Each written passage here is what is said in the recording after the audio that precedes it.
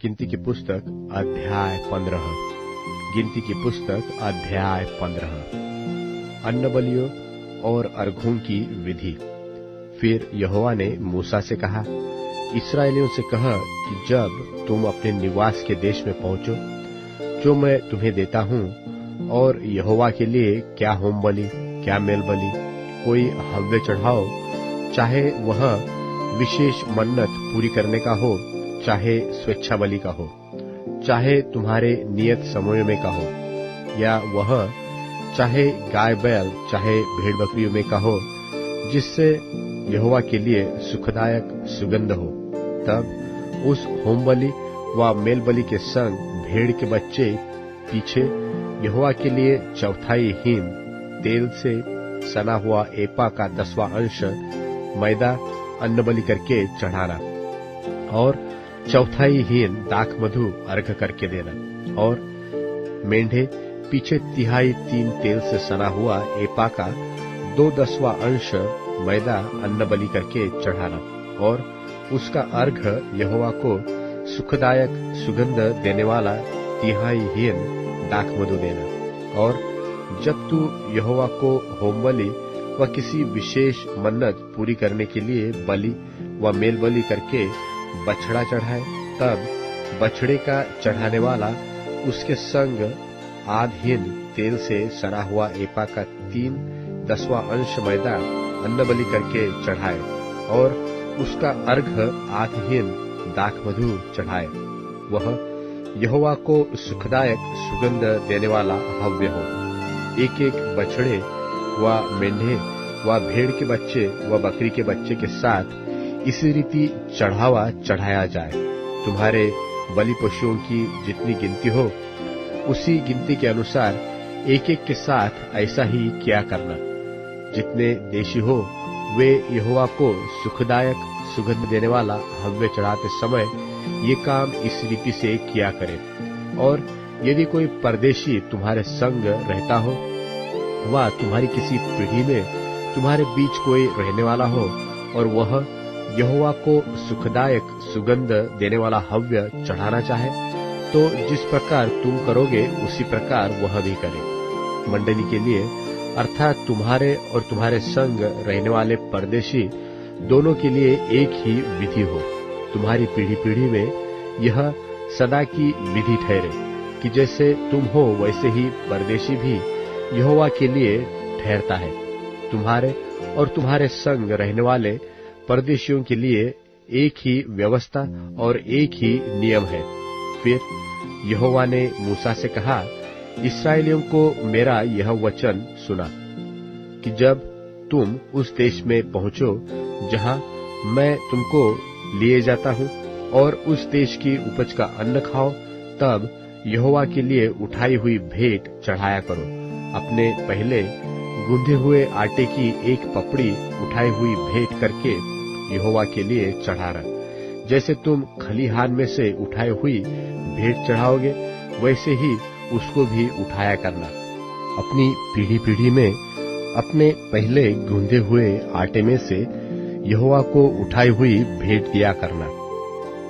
फिर जब तुम इन सब आज्ञाओं में से जिन्हें यहोवा ने मूसा को दिया है, किसी का उल्लंघन भूल से करो, अर्थात जिस दिन से यहोवा आज्ञा देने लगा और आगे की तुम्हारी पीढ़ी पीढ़ी में, उस दिन से उसने जितनी आज्ञाएं मूसा से दी है, उसमें यदि भूल से किया हुआ पाप मंडली के बिना जाने हुआ, तो सारी मंडली यहोवा को सुखदायक सुगंध देने वाले होम बलि करके एक बछड़ा और उसके संग नियम के अनुसार उसका अन्न बलि और अर्घ चढ़ाए, और पाप बलि करके एक बकरा चढ़ाए।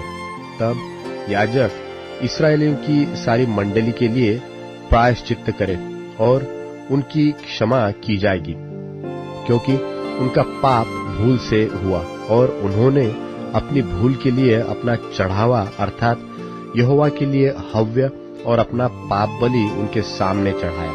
सो इस्राएलियों की सारी मंडली का और उसके बीच रहने वाले परदेशी का भी वह पाप क्षमा किया जाएगा, क्योंकि वह सब लोगों के अनजान में हुआ, फिर यदि कोई प्राणी भूल से पाप करे तो वह 1 वर्ष की एक बकरी पाप बलि करके चढ़ाए, और याजक भूल से पाप करने वाले प्राणी के लिए यहोवा के सामने प्रायश्चित्त करे। सो इस प्रायश्चित्त के कारण उसका वह पाप क्षमा किया जाएगा। जो कोई भूल से करे, चाहे वह इस्राएलियों में देशी हो, चाहे तुम्हारे बीच परदेशी होकर रहता हो, सबके लिए तुम्हारी एक ही व्यवस्था हो। परंतु क्या देशी क्या परदेशी, जो प्राणी ढिठाई से कुछ करे वह यहोवा का अनादर करने वाला ठहरेगा, और वह प्राणी अपने लोगों में से नाश किया जाए। वह जो यहोवा का वचन तुच्छ जानता है और उसकी आज्ञा टालने वाला है, इसलिए वह प्राणी निश्चय नाश किया जाए। उसका अधर्म उसी के सिर पड़ेगा। जब इस्राएली जंगल में रहते थे, उन दिनों एक मनुष्य विश्राम के दिन लकड़ी बीनता हुआ मिला, और जिनको वह लकड़ी बीनता हुआ मिला वे उसको मूसा और हारून और सारी मंडली के पास ले गए। उन्होंने उसको हवालात में रखा, क्योंकि ऐसे मनुष्य से क्या करना चाहिए वह प्रकट नहीं किया गया था। तब यहोवा ने मूसा से कहा, वह मनुष्य निश्चय मार डाला जाए। सारी मंडली के लोग छावनी के बाहर उस पर पत्थरवाह करें। सो जैसा यहोवा ने मूसा को आज्ञा दी थी, उसी के अनुसार सारी मंडली के लोगों ने उसको छावनी के बाहर ले जाकर पत्थरवाह किया, और वह मर गया।